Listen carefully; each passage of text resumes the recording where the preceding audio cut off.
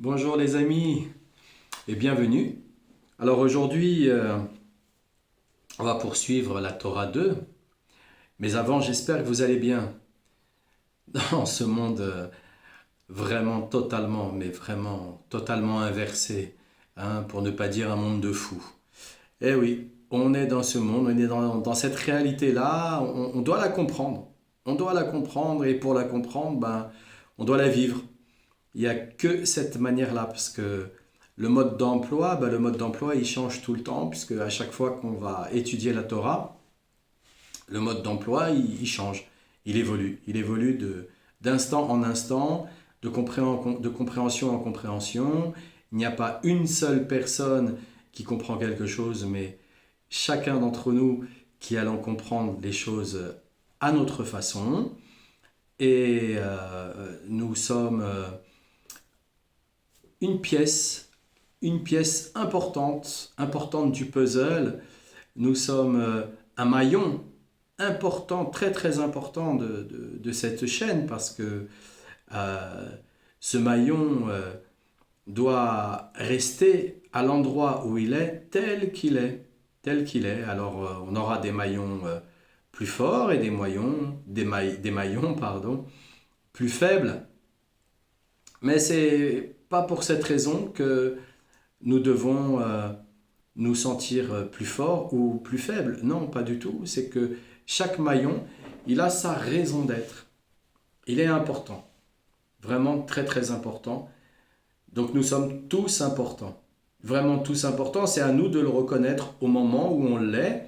Et surtout, de garder un détachement avec, avec ce sentiment, de garder un détachement avec ce sentiment pour ne pas prendre la grosse tête et garder le cap, puisque c'est à la fin du bal qu'on paye l'orchestre, comme on dit, donc c'est à la fin de la vie qu'on va savoir, qu'on va faire un vrai bilan total, mais d'ici là, chaque jour suffit sa peine, donc chaque jour on va faire un bilan. Chaque jour, on va faire une petite analyse avec nous-mêmes en parlant dans l'Itbo des doutes pour mieux nous entendre, pour mieux nous comprendre aussi, parce que lorsqu'on parle ouvertement avec Hachem, eh bien, on s'entend, on s'entend. Et comme on s'entend, on se comprend. On comprend que finalement, euh, il n'y a rien, il y a rien de grave qui va rester éternellement grave. Tout passe, vraiment tout passe, tout passe. Et, et, et, et heureusement, nos ancêtres nous ont montré à quel point nous sommes forts et à quel point nous sommes capables toujours d'aller de l'avant. Mais nos ancêtres ont toujours fait le bilan. Et surtout, ils ont toujours parlé d'Hachem, toujours parlé du tzaddik. Ils étaient toujours en communication. Donc, à leur façon, ils sacralisaient la discussion qu'ils avaient et ils ne pouvaient en aucun cas dans une journée oublier cette existence. Oublier cette existence. Et c'est pas pour ça qu'ils étaient moins intelligents ou moins compétents. Non, pas du tout. Justement, ils étaient même parfois même plus intelligents, même plus compétents, puisque nous a montré et démontré que ils connaissaient des choses que on a seulement, enfin la société occidentale a seulement réussi à comprendre et à admettre à partir du milieu du XXe siècle. Avant ça, elle nageait totalement en zone inconnue, et même encore aujourd'hui où on vient nous parler de certaines choses concernant notre ADN, mais en vérité, ils n'y connaissent rien. Ils n'y connaissent rien, ils sont à la découverte. À la découverte. Donc j'espère que vous vous portez bien. On va continuer notre travail qui est, qui est une étude qui est pour moi une étude qui reste importante. Voilà. Alors, j'espère aussi pour vous, hein. J'espère aussi pour vous. J'espère que on apprend des choses importantes. Alors, et c'est ainsi qu'on peut interpréter le verset introduisant cette Torah. Parle au prêtre. Le mot parler fait allusion à la prière. Comme on le voit dans le verset du Deutéronome, tu as glorifié Dieu en ce jour. Le mot prêtre symbolise la Torah apparentée aux âmes, comme cela figure dans le verset de Malachie, car les lèvres du prêtre seront les gardiens de la connaissance, et c'est de leur bouche qu'on réclamera la Torah. Aaron est lié au jugement, comme il est dit dans l'Exode. Et Aaron portait et présentait à Dieu le jugement des enfants d'Israël, dans le sens que nous avons évoqué, à savoir qu'il faut amener toutes les prières à celui qui est de l'ordre de Moïse. Parce que le Mashiach, il va pouvoir établir le tabernacle, et c'est ainsi que l'on peut comprendre le commentaire de Rashi concernant le verset introduisant cette Torah. Le verbe parler est répété 2 fois, ce qui signifie que les prêtres adultes doivent eux-mêmes mettre en garde les plus jeunes de ne pas se souiller auprès des morts. Dans le contexte présent, c'est une exhortation aux justes de la génération qui est l'équivalent de Moshe, le grand luminaire, afin qu'il éclaire et fasse scintiller la prière considérée comme le petit luminaire. Ne vous rendez pas impurs au sein de votre peuple. Cela s'obtient grâce au respect de l'alliance de chasteté. Comme dit le Zohar, l'essentiel du mauvais penchant est d'inciter à la débauche, car c'est la souillure essentielle que le serpent a introduit chez l'homme. Et lorsqu'on respecte cette alliance et qu'on se conduit avec chasteté, on accède à la prière et dès lors on écarte, grâce aux louanges qu'on adresse à Dieu, le courroux divin, et l'on possède le flair qui permet de juger les autres, car pour l'essentiel, la capacité de repentir dépend de la pureté de la personne. C'est ce qu'ont dit nos sages dans le traité de Sota. Dès que la pureté a disparu, la faculté de sentir a disparu.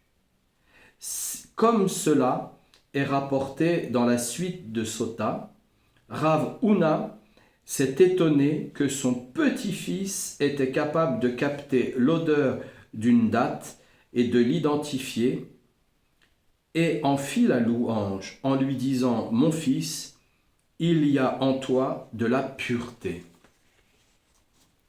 Pourquoi on nous invite et on insiste vraiment sur le plan de la chasteté? Il faut bien comprendre une chose, chez nous les hommes, comment ça se passe. Au niveau physiologique, nos spermatozoïdes sont créés par notre glande pinéale, donc qui se trouve au centre de notre cerveau. Ils vont passer le long de notre colonne vertébrale pour aller jusque dans notre gonade.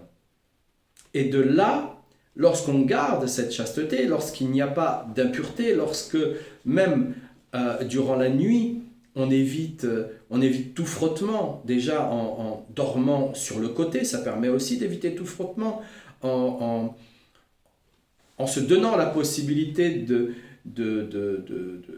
maintenir cet endroit, donc soit avec un caleçon qui maintient bien, ou soit avec un slip qui maintient bien, on maintient bien cet endroit durant notre nuit.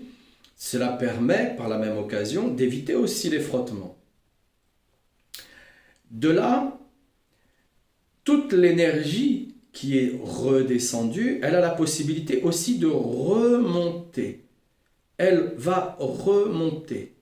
Et lorsqu'elle a ce processus où elle monte et elle descend, alors à ce moment-là, le cerveau, il en est nourri.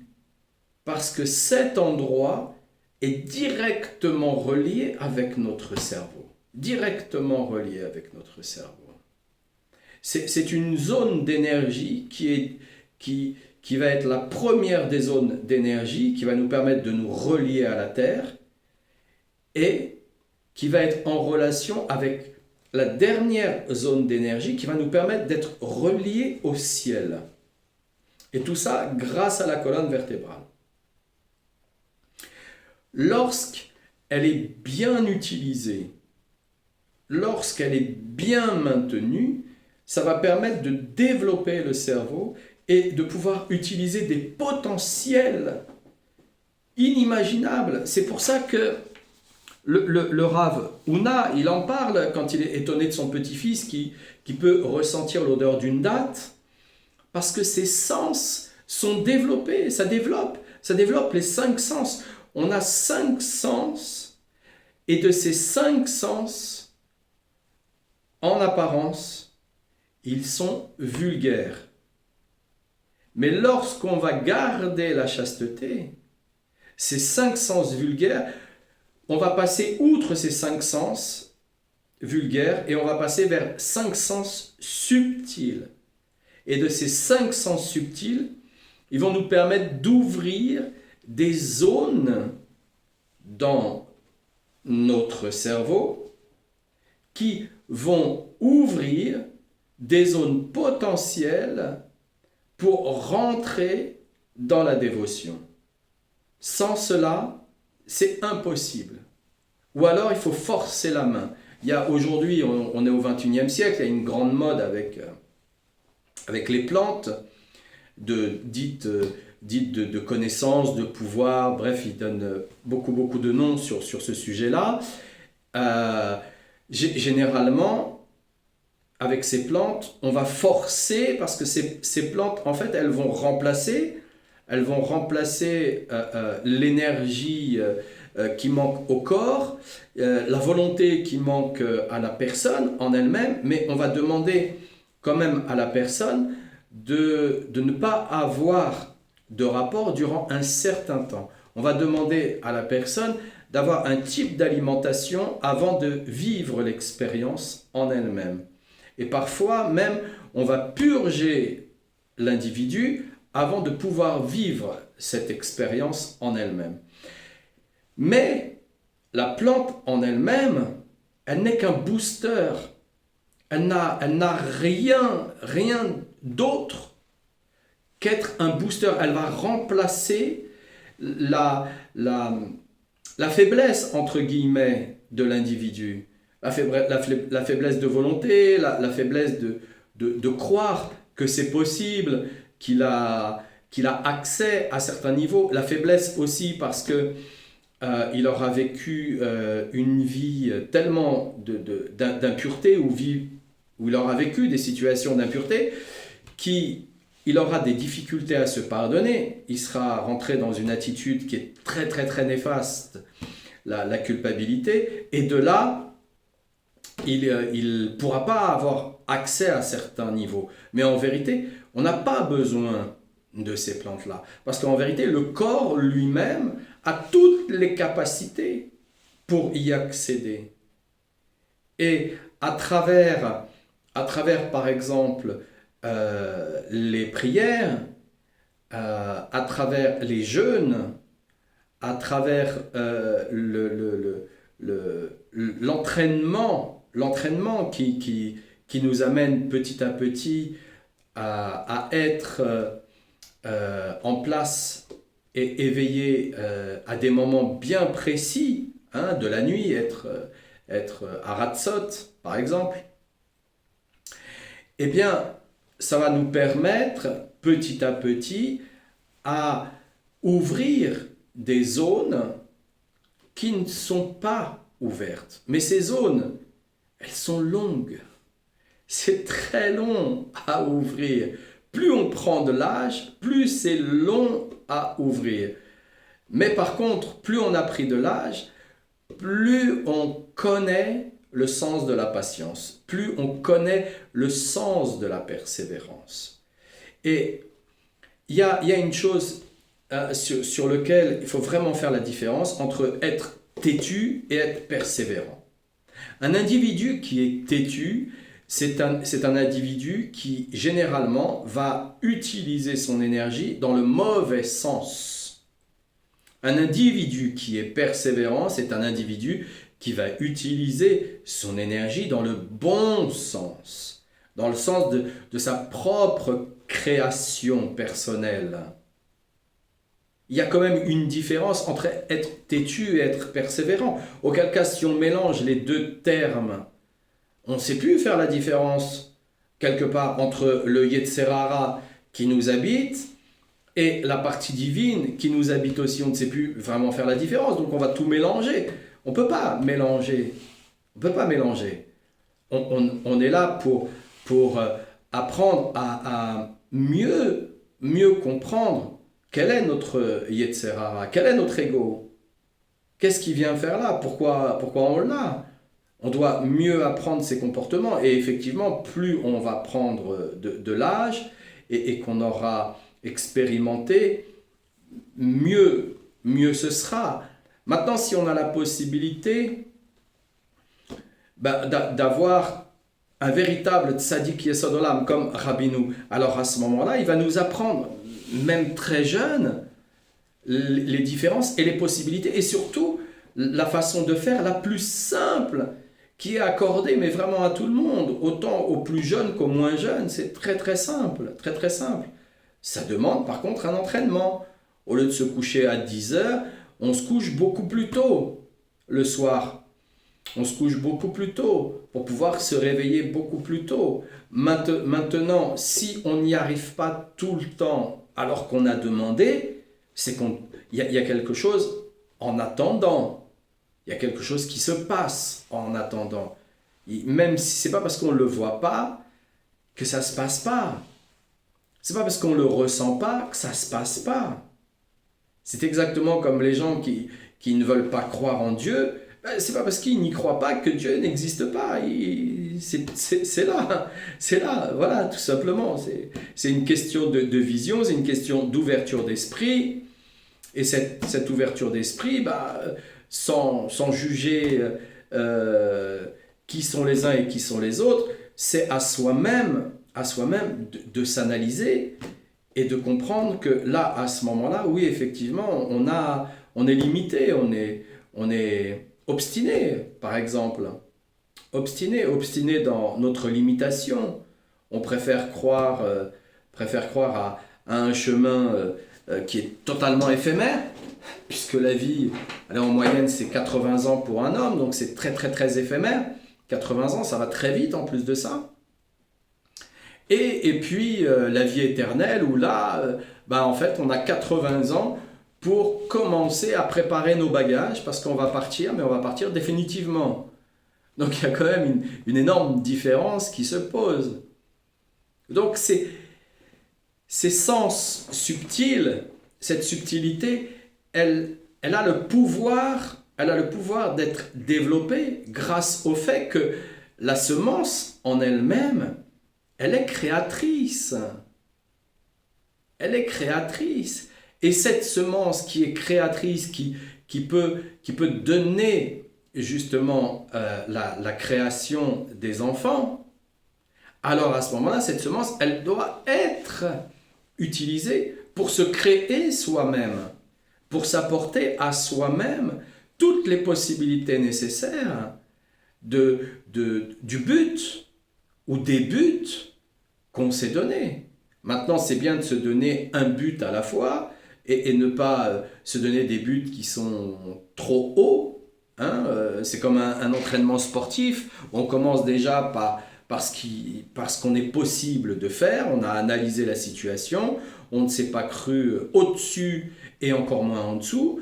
On fait ce qu'il est possible. On s'entraîne le plus possible de cette manière-là. Et puis petit à petit, on repousse ses propres limites. Eh bien ça, c'est possible de quelle manière? Parce qu'on fait des sacrifices.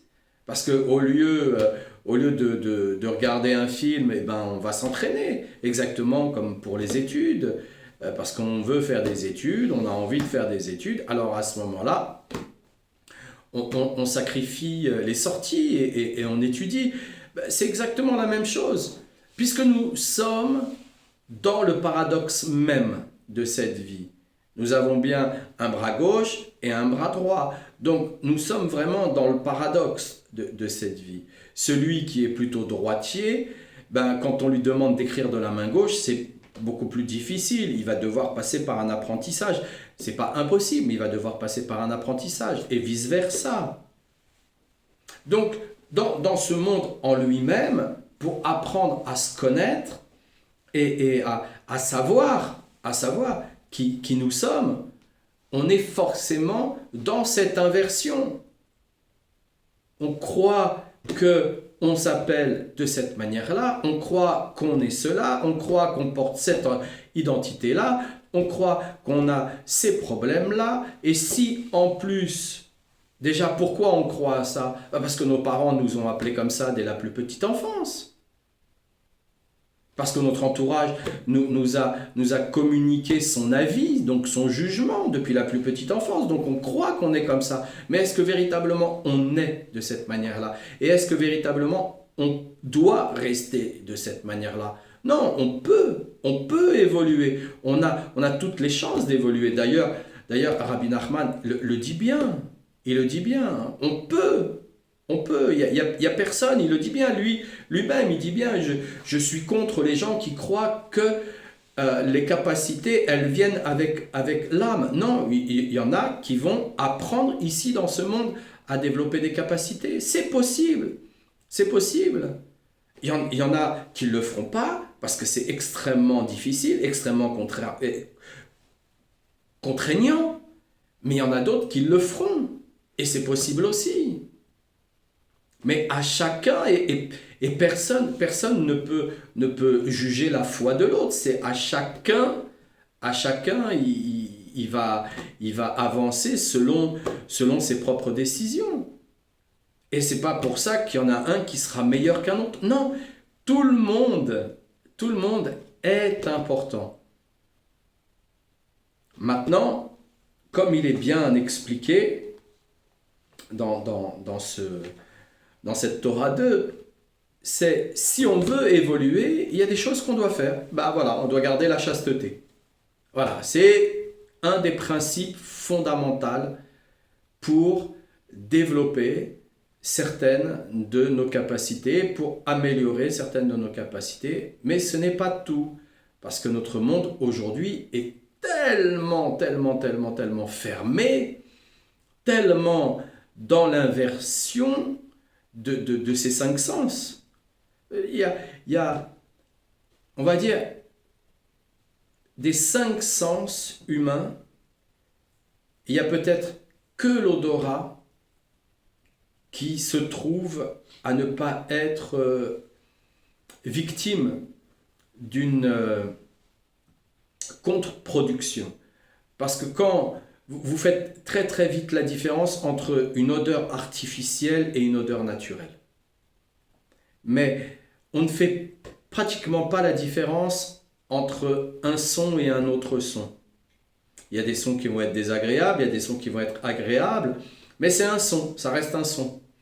Le goût, c'est pareil. Le goût artificiel, le goût non artificiel, ça reste un goût en lui-même. Même si on a pris l'habitude d'avoir une nourriture vraiment exceptionnelle, le goût, ça reste un goût. On peut faire passer des goûts au passage, mélanger quelques produits chimiques au passage dans le naturel, et la personne ne s'en doute pas. Au niveau des visuels, c'est pareil. Au niveau du toucher, c'est pareil. Mais au niveau de l'odorat, c'est beaucoup plus compliqué. Beaucoup plus compliqué. C'est encore quelque chose qui reste en place. C'est d'ailleurs pour cette raison que ils inventent aussi des virus qui permettent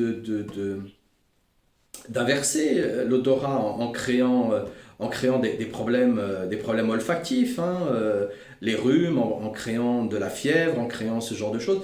Ils inversent aussi par rapport à ça, justement pour dévier la route et faire en sorte que on ne s'aperçoive pas de certaines odeurs.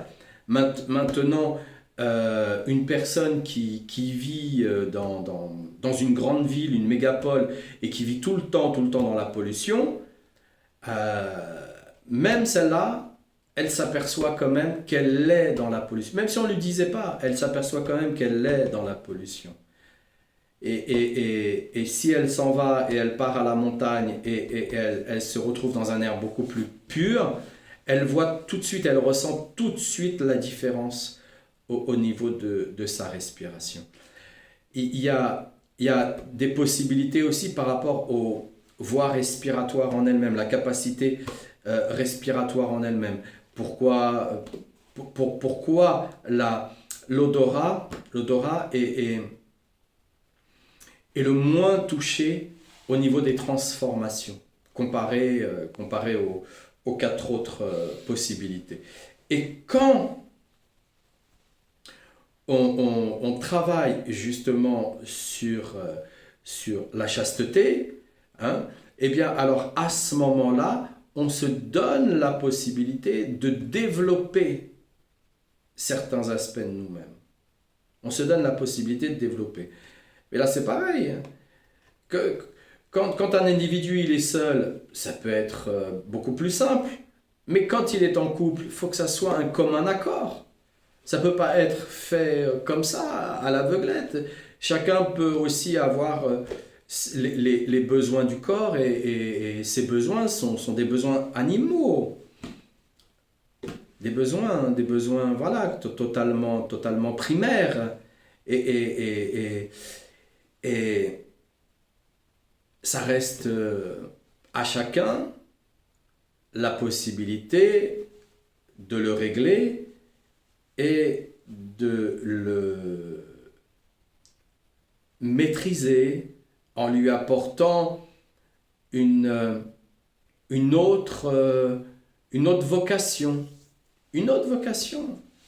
Si on savait vraiment que cette partie-là, elle peut nous régénérer, elle a le pouvoir de nous guérir, elle a le pouvoir de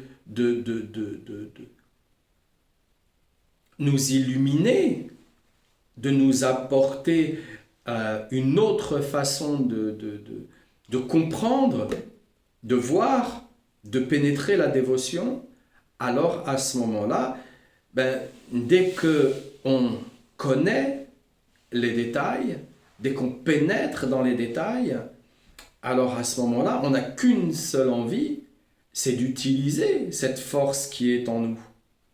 Autrement que de la manière animale qui nous est proposée. Parce que le corps, lui, il va proposer. Il va proposer quoi ? Il va proposer une pulsion. Il va proposer une pulsion, c'est une pulsion. C'est une pulsion. La relation amoureuse, je te vois, tu me vois, on devient amoureux. Bien souvent, ce sont les hormones qui parlent.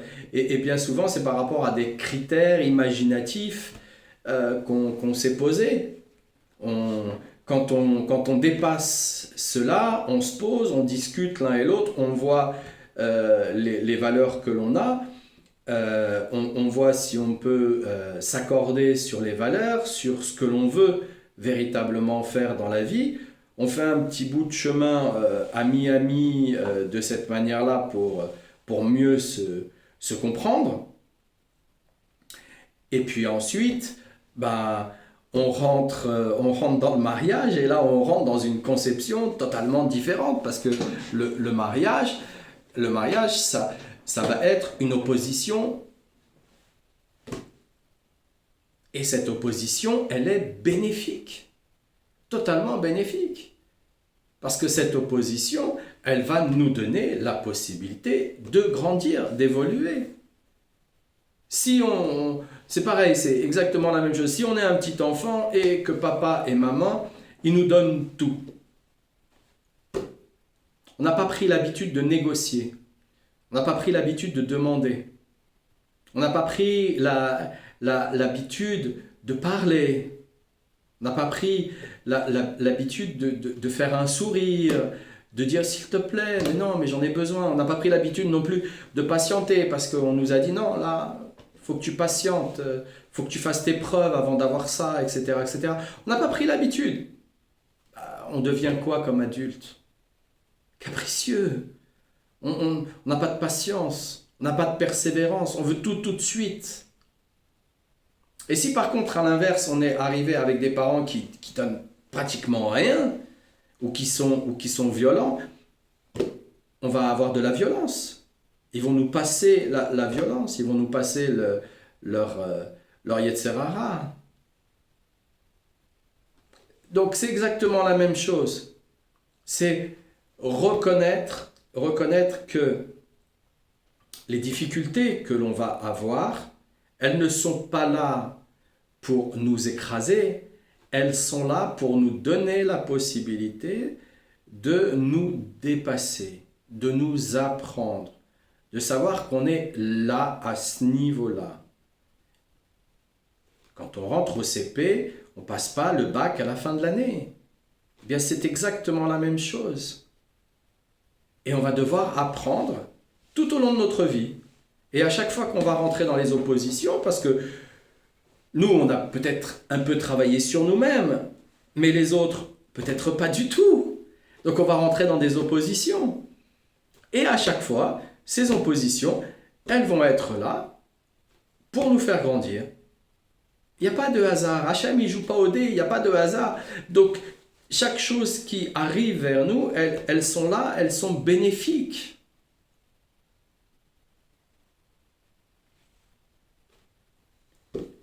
Donc j'espère qu'on aura fait un petit bout de chemin avec cette Torah 2. On étudiera demain la Torah 3, la partie 3. Et j'espère que ça nous a aidés à aller un peu plus loin. Et puis que on se porte bien. On se porte bien pour la journée qui arrive, si on commence à regarder ça plus tôt, ou la soirée qui arrive, si on commence à regarder ça plus tard. Voilà.